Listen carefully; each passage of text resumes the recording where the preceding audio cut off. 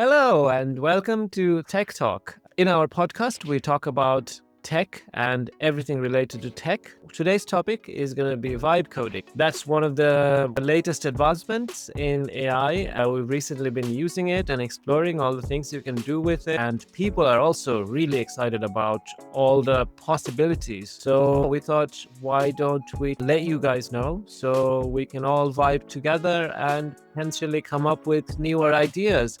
And not just new ideas, but implement new ideas and make the world a better place. Amit, why don't you start us off with telling us what is vibe coding?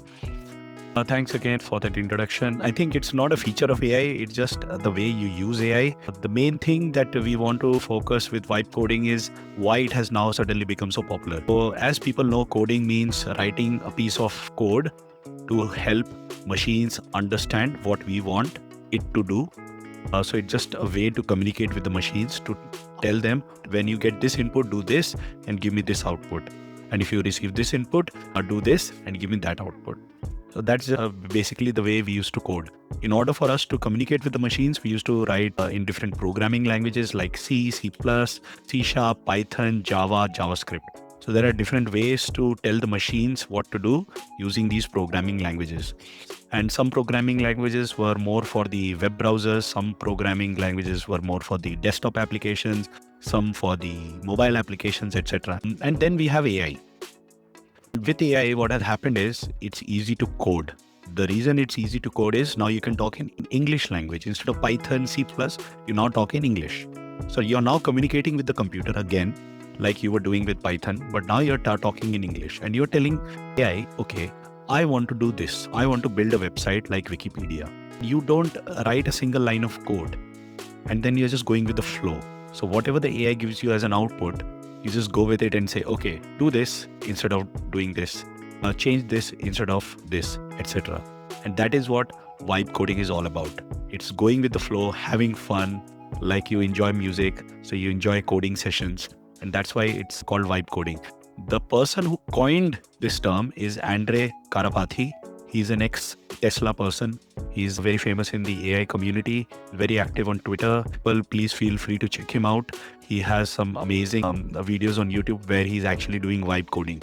Now, when you do vibe coding, you are not actually writing code. You're telling AI to write code on your behalf. So we are still not at a stage where machines can understand English language. So we still have to talk to machines using C, C++. But now we are not writing C, C++. We are telling AI to write C, C++ or Python. And we are telling AI, okay, I want to do this. Say, Rinat, you want to create a workflow management tool. So you have a workflow.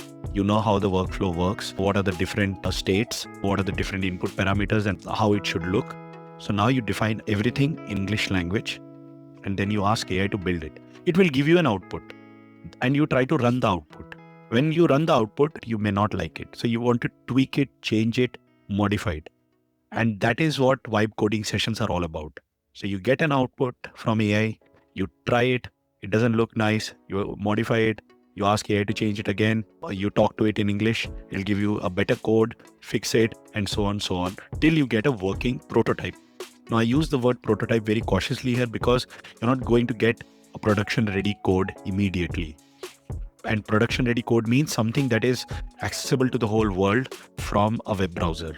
So for that, you need to follow certain more steps for which you need to know a bit more about how to do code deployments, how to run it in production, etc. But to get to a prototype has now become very easy. And that's what vibe coding is all about. You've mentioned the word enjoy and coding session in the same sentence, and I think that's more of a revolution that came with vibe coding. It took me years and years to really understand programming languages and how they work. Even now, I wouldn't say I'm an expert on any programming languages. I know bits and pieces here and there. Programming languages, learning is not easy, and it comes with so many details that you need, hours and hours of troubleshooting, and then finding out there is a space or a comma missing, and then copying from other people's code snippets and then pasting it in your massive code base, and then realize that for some reason it doesn't work, even though the unit testing was fine. All of these things are excruciatingly painful, and they didn't go away completely, but there's always a barrier to entry from idea to prototype. And that is one of the things I feel that's holding back progress in a major way. Because if all of these ideas were, some of them good ideas, some of them bad ideas, but if it was easy and quick to find out whether they're good or bad, that would make a big difference to our lives, and human advancement will happen even more exponentially than it is.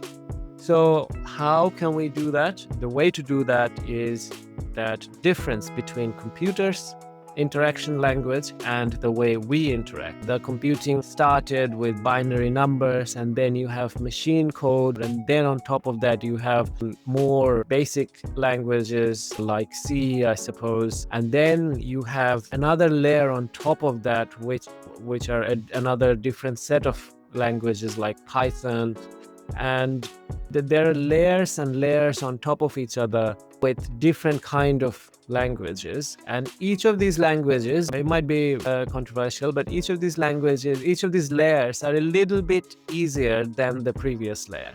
It's a little bit closer to human understanding than the previous layer. And that's why people usually a lot of the time say that Python is probably the first language you should learn because it's easier to learn, and etc., etc. Now, I feel like vibe coding, as you mentioned, this is the ultimate layer, the one thing that could really be the bridge between human language and computer language, because an AI who knows both languages, being a large language model and being inside a computer, so the thing that was missing was it being an agent which can create files and do certain action, and we've covered that in our one of the recent episodes as well. And that's where everything came together and created interfaces or SDKs where there is AI integration with the ability to create files and write codes. So altogether, now as a user, you can just tell it what your idea is, and it will start with something. And a lot of the time, starting is the hardest part. And then you can tweak it by talking to it in English. And that, I think, is revolutionary, because you can just talk to write applications and software programs. It is revolutionary. When you think about it, people who are programmers are just a few percentage of the whole global population. People who are non-programmers are the majority of the people. And that's why tech people, they get a lot of money, because they can talk to machines and they know how to get things working. But with vibe coding, the main thing is that you can get a prototype. Say, for example, you want to build Burj Khalifa, the tallest building in the world. You are a mechanical engineer, so you would appreciate this. So for building something like that, you need to know, okay, what is the ground area I need? How much deeper do I need to dig in order to have the foundations? Once I have the foundations, what kind of materials I want to use, which are wind resistant, which are water resistant, which can withstand earthquake. Once I have the basic structure, now how do I get all the wiring? How do I get all the plumbing? How do I get all the air conditioning? How do I get the heating? How do I design the fire exits? How do I do this? How do I do that? So building something, like constructing a building, is not just about like just putting the structure. It is about this whole integration. And same with software. So when we talk about software, we want to build something like a website or a mobile application. But just building the mobile application is just the part that you see. But there is a lot of engineering behind. If 100,000 people now access my website, is my website performant enough? Will it actually crash? If 20 people are now placing an order and now the 21st order comes, will it actually get all the orders and make sure that my inventory is not empty, especially on a Black Friday sale? That is engineering. And then imagine you have to keep tracking all the Facebook likes in the world. For every single like that you do on Instagram, TikTok or Facebook, you have to keep a track of it. And that's just for your profile. Now imagine you do it for 1 billion profiles. So building a prototype, liking something for yourself is easy, but making sure that this system works now for 1 billion people, that is engineering. And I think that requires experience, and that won't come with vibe coding. For that, you actually need to build software, work with people who understand all these concepts. Like, how do you scale Netflix? If I want to use a video that is streaming on my television in 4K, if I try to stream the same thing on my mobile phone, it will burn through my data. So how do I get the same quality, but with a lower resolution? And these are all engineering things. This we are not trying to solve through vibe coding. What we are trying to see is, okay, can we build a prototype of Netflix? That's it. Absolutely. That's actually a very good distinction you just made. And that's one of the reasons why we have two different kind of career paths within IT as well. Not two, there are many, but these two are distinct in that one of them is a software programmer and one of them is a software engineer. And they might sound similar, but they have very distinct set of responsibilities. A software programmer is actually writing the code to build your application, whether it's mobile or desktop, whatever.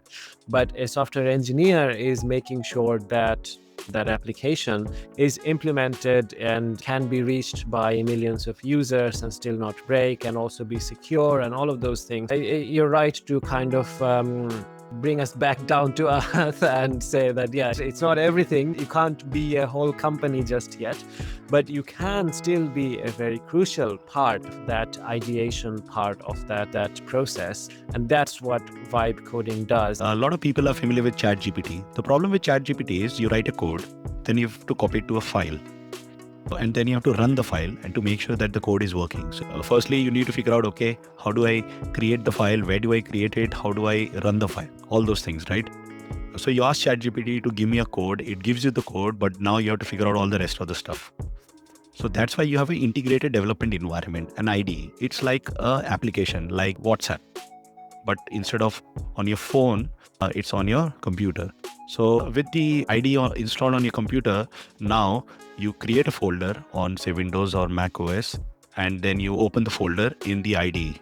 Okay. And the most popular IDE at the moment is Cursor, but there is Windsurf, which OpenAI has recently bought, and the gold standard VS Code. VS Code is actually an open source IDE from Microsoft, and Cursor and Windsurf are both forks of VS Code. So they have both actually used the code from VS Code and built a layer on top of it to make it more scalable or more user-friendly.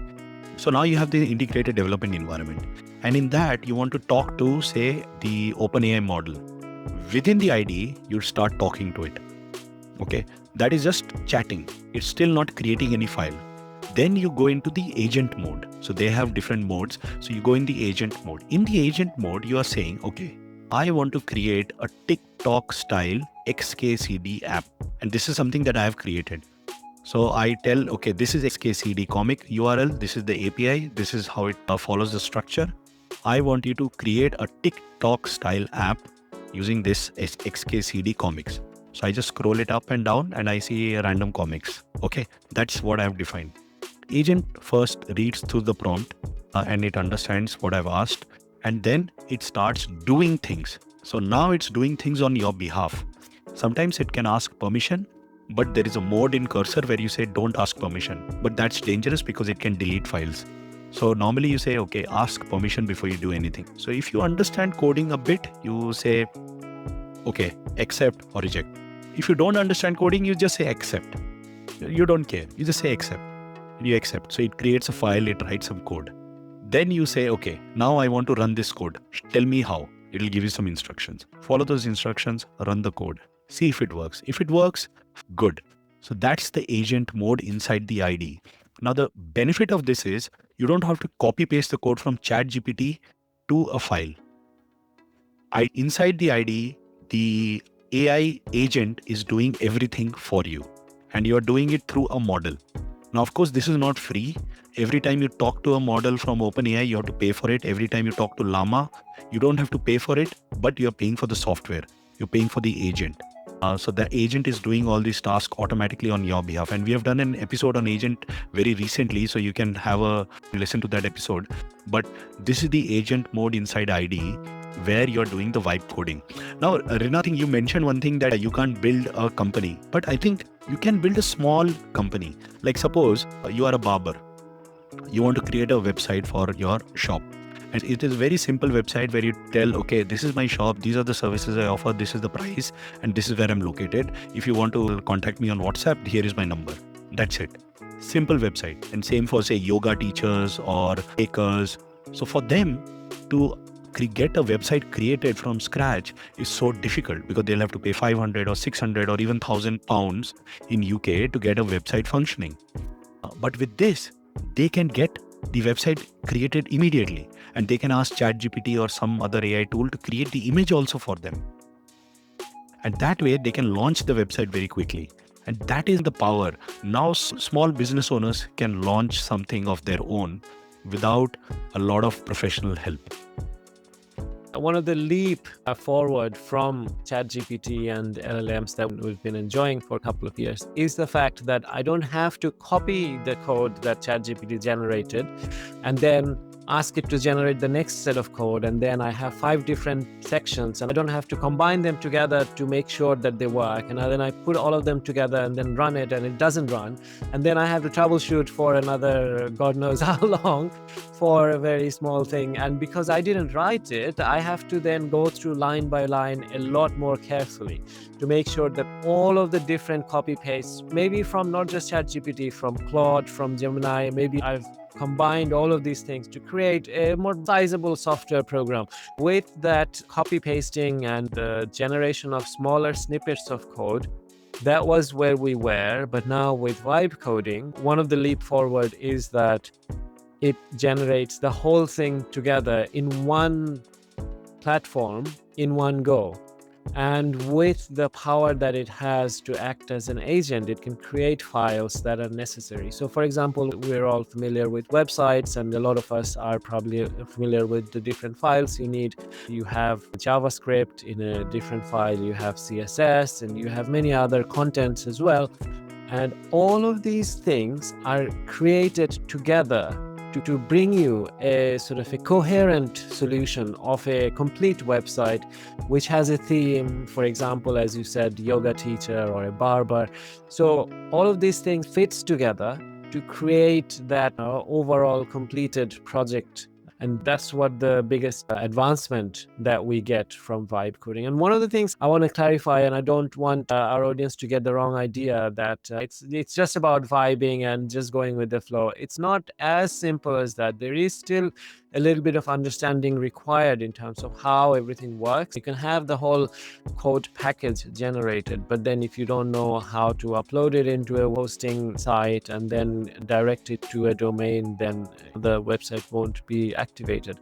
A big part of it is done through English, and that doesn't mean that you could just talk to it as if you're vibing with a friend, but you still have to be a little bit specific, so it still have some sort of reference to go by. You couldn't just turn on the microphone or start typing or speaking and say that create me a website. But if you said that create me a website, I'm a yoga teacher and I want to manage the calendar and the booking system, if you gave it these details in English, then it will have all of those reference information to go by to create you that coherent solution. That's why I'm so excited about it. I haven't actually created an application yet, but I've just been brainstorming all of these ideas that I had, and I can't decide which one to start with. Rinat, you touched a very important point, and that is about being specific. In any system, if you don't add constraints, the AI agent or anything can just run loose.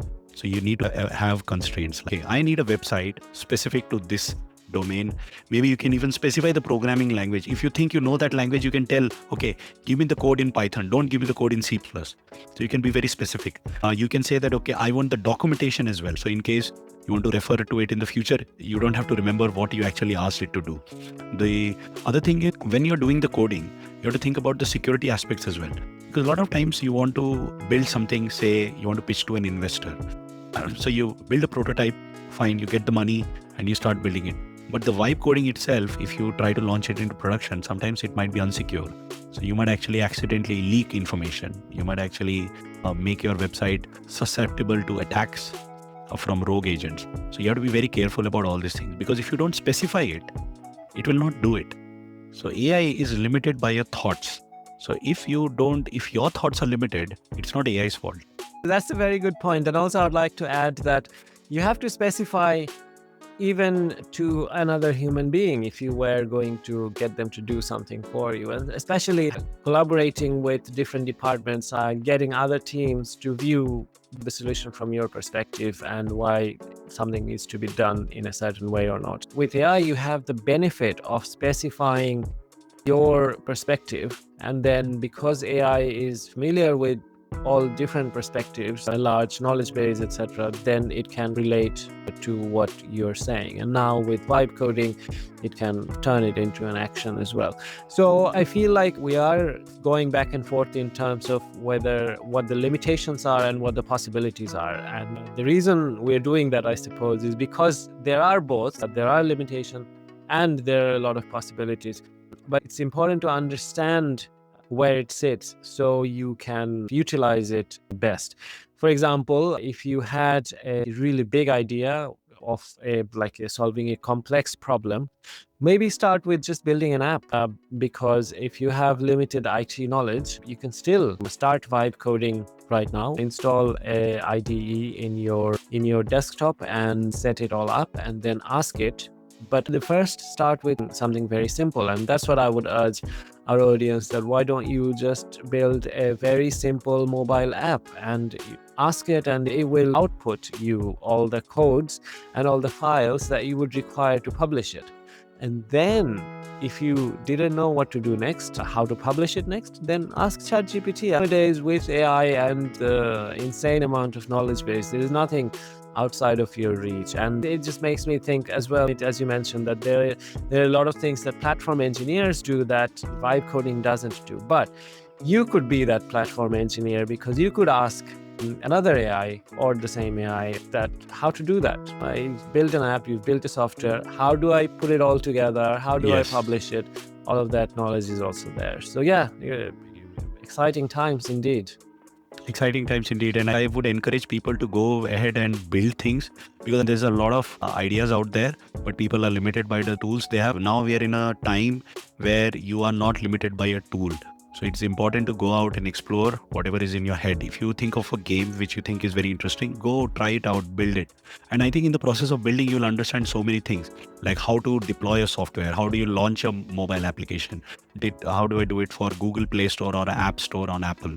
So there are different nuances to it, and just in the process of building, you'll learn so much. So it's a great learning exercise, as well as thinking about different ideas. And plus, it doesn't have to be a website.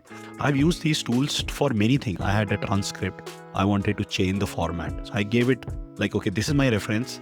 Don't change the content, just change the format. And it did the whole thing for me. So it doesn't have to be like a website. You can solve any problem that you have using code. So you give it a content and it can just format everything for you. It can maybe do the translation for you. It may not be 100% accurate, but maybe that's what you need. So you have a Word document, you want to get it translated, but you don't want to go through Google Translation. So you just go through this. You say, okay, convert this whole folder from English to Hindi, and it'll do it for you. So you're not just limited by building applications. You can also do a lot of other things, which I think you need to be creative about, because these are AI tools to do things. It's up to you how you use that tool. And the more you use the tool, the more you understand how it works, and that's how you leverage it. So it is important to start learning them, understanding how it works and which models are good for your specific use case, because some models might give you better results over others. I've tried it. I liked Anthropic's Claude models and recently Gemini. They're really good. But in Cursor, I try to go with Auto. So I don't actually specify what model I want to use, and I go in the agent mode, and then I create a file with all my specifications, and I say, okay, now reading the specifications, give me an output.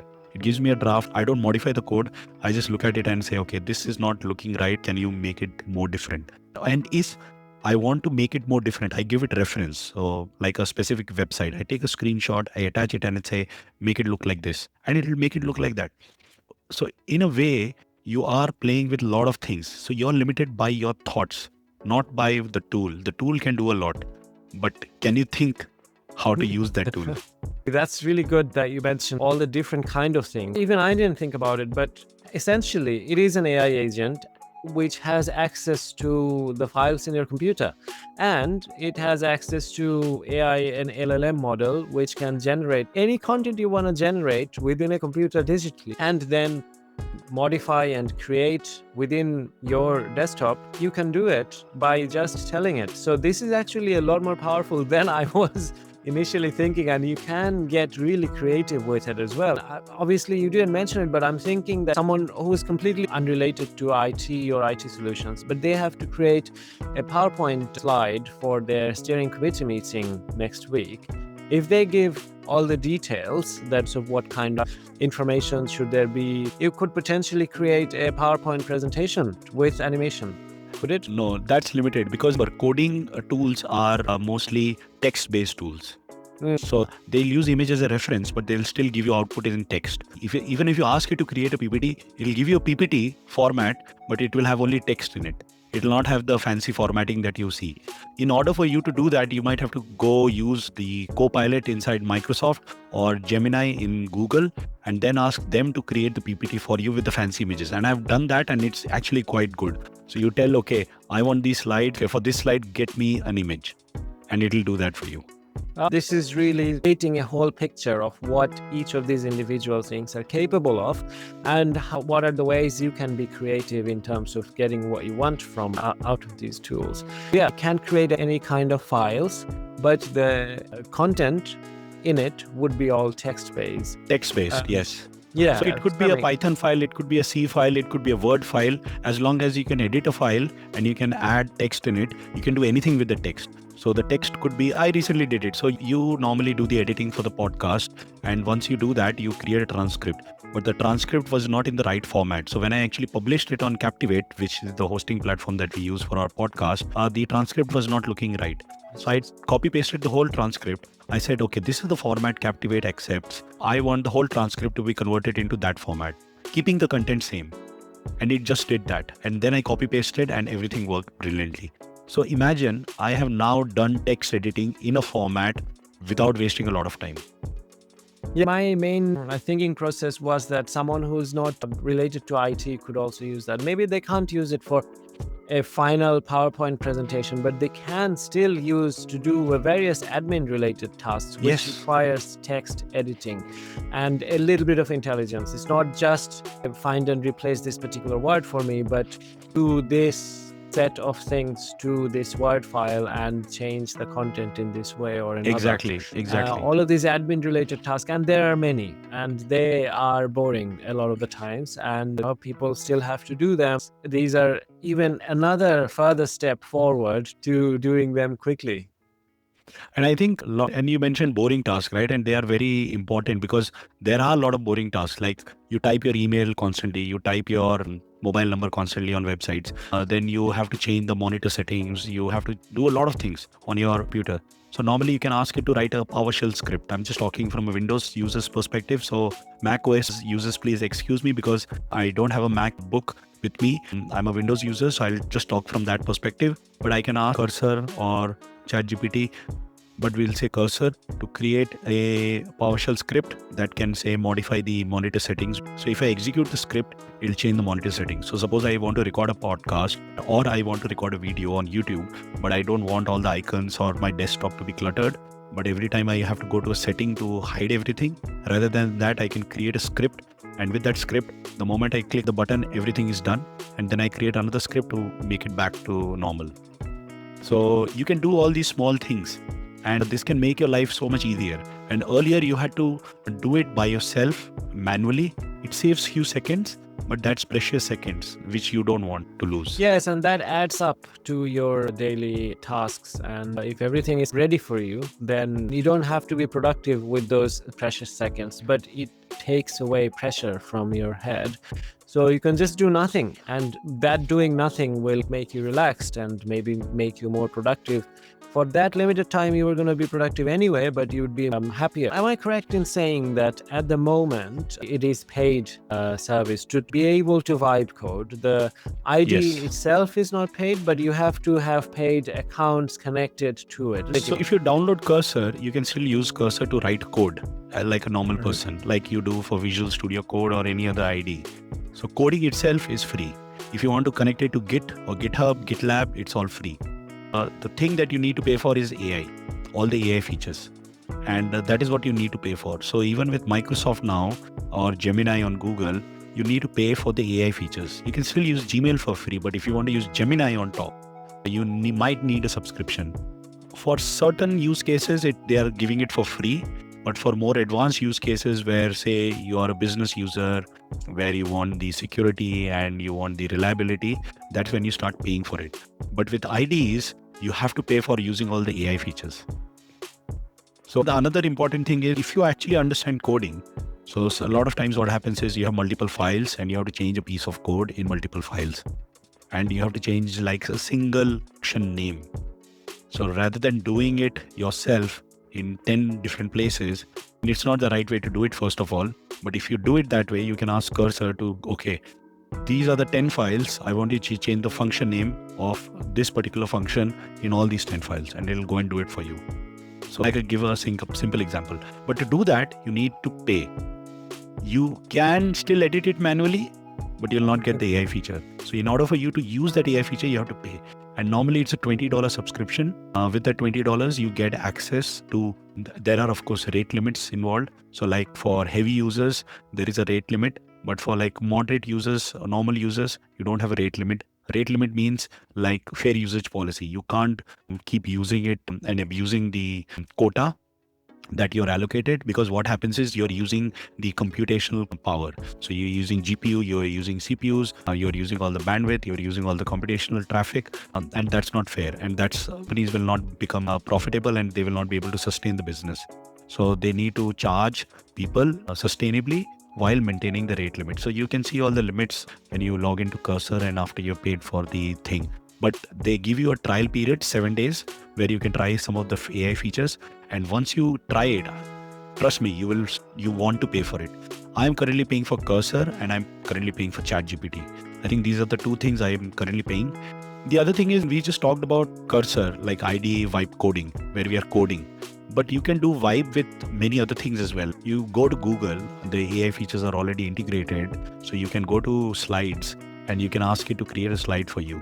And then you can just go with it. You don't have to edit it. You can ask AI to edit it for you, but you don't have to start from scratch. You can give it the template and you say, okay, use this template, which my company uses, and then just go with it. I mean, there are various ways you can do vibe coding, but we are specifically focused on coding as text input, where you get output as text, and it is done through an IDE. So that's what the whole vibe coding is all about. Thank you for explaining that. And I want to just step back a little bit for our listeners who are trying to understand the IDE and how the whole thing fits. IDE itself, when we're mentioning that is a desktop software. So we have to understand what each of these things are. So when a software programmer usually writes codes, they don't usually just right click on desktop, open a text file and then start coding, because for a large complex project you have to maintain and keep track of all of these different files where all of these different parts of code are written. So there are desktop applications or desktop software programs which gives you an interface that opens a project for you and then creates a project, and then it has a dedicated directory that you can open and you keep all of your files over there. There's just one way of organizing your really big, massive, complex project. Now, and it's not just that, it's also about syntax highlighting, making sure that you are following the right syntax. The IDE also helps with highlighting the codes, making sure that you are using the correct syntax, making sure you are referencing the correct files. It will start showing you errors if your syntax is not correct, etc. If you can do the whole thing in a text file, as you mentioned, but with the development environment, what it helps is it focuses you to work in that specific programming language so that you can code effectively and quickly. yes, so everything that you need to be organized and then to keep track of everything that you've done so far, and then maybe also all the things that you want to do. Maybe you have created another file with list of all the bugs to fix or list of other features to add, and all of these things are together in one project file, which is all accessible, and all of these things are made very easy by using an IDE. I mean, other ways of vibe coding, as you mentioned, you can go to Gmail and then use Gemini to. Yes, but I won't consider that as coding, because now you're not coding. You're now just using AI to do something for you. And they're Yes. inbuilt in the application, but they are not specifically vibe coding. The comparison I want to highlight is the fact that when you are using Google has its own environment or an ecosystem. There is Gmail, there's all of these things. And IDE is whichever one you use. The one we're talking about particularly is cursor.ai. Without using any AI features, you could just be a regular software programmer. You can have all of your codes written and then bind together. So that's what you do in an IDE.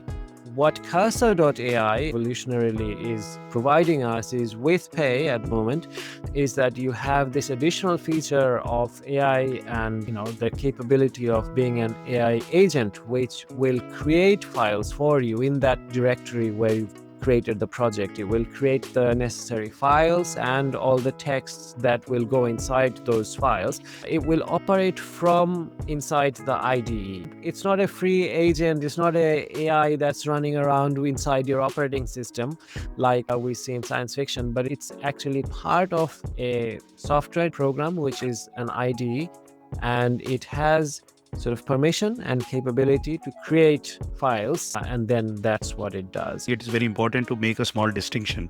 I think when people talk to ChatGPT, they go to a website. So firstly, they need an internet connection.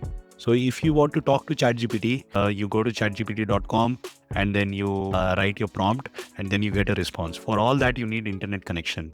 Now that is one way to interact with the ChatGPT interface, and in the ChatGPT, you have multiple models. That's one way. Second way is APIs. And we have an episode, I think one of the first episodes that we did was on API. So now what you are doing is, instead of going to chatgpt.com, talking to a model and getting a response, what you do is from your IDE, you take the user input, you send it to ChatGPT using the API call, you send it as a request. Say, okay, I want to send the request to OpenAI's O1 model or GPT-4o, or I want to send it to Gemini, or I want to send it to this. It could be a model which is stored on Cursor's servers and they're just querying it and talking to GPT, or they're actually talking directly to OpenAI's model. So you can have a locally hosted model on your own systems, which you can download for free. But closed source models like Anthropic's Claude or Gemini or GPT, you can only access via API. So in order for you to use these models, then you will have to need an internet connection. If you want to use, say, Llama, you will still need an internet connection because you don't have Llama installed on your machine. You can do it, but now you're talking to, say, a Cursor server that has Llama installed, and you're talking to that server. So you send the request, say, this is my input, this is what I want to code.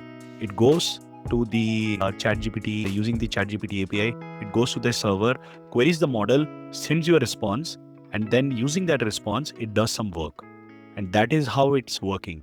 So I think it is very important to understand all these nuances. Otherwise, what happens is you think, oh, now I have AI in my software. I'll just turn off the internet connection and it should work. It will not work.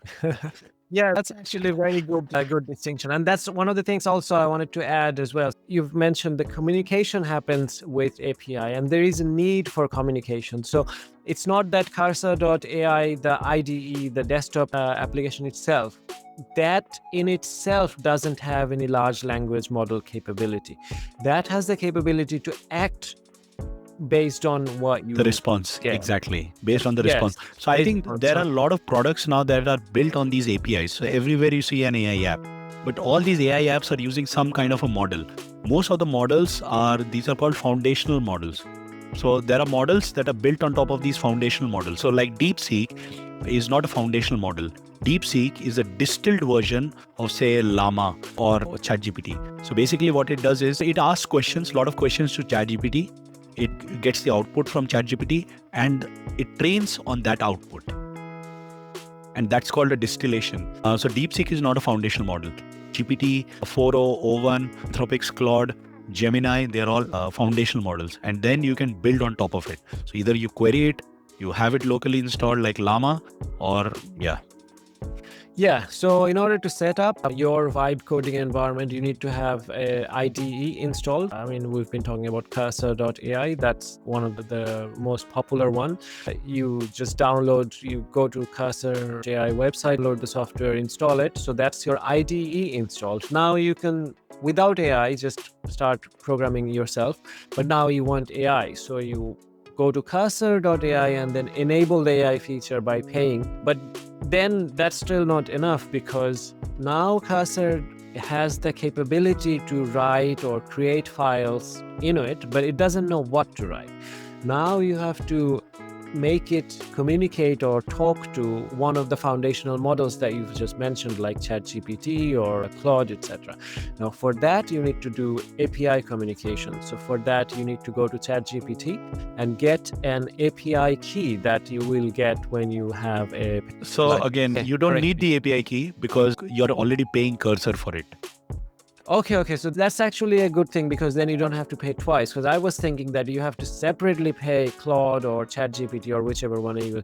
No, that's even better. So now these are the steps you need to take to start vibe coding. You paid Cursor.ai. It already took care of the AI features, which includes API. It takes care of it. So I think that's why you pay for it. And that's why it's a good proposition for you. Because if you pay $20 and you get access to these models, and it does all the work for you, you don't have to set it up. I think that saves a lot of time and energy. Yes, absolutely. So now you just talk to it and vibe code. Just vibe, Absolutely. just vibe, man, vibe. Yeah, just vibe with the AI and then see what you come up with. And that's even easier than I thought. So audience, there is really no reason for you to not implement your ideas that you have. Even if you are unsure about it, ask an AI. Say that, look, this is my idea and I want to make it into a reality. Give me steps on how to do it.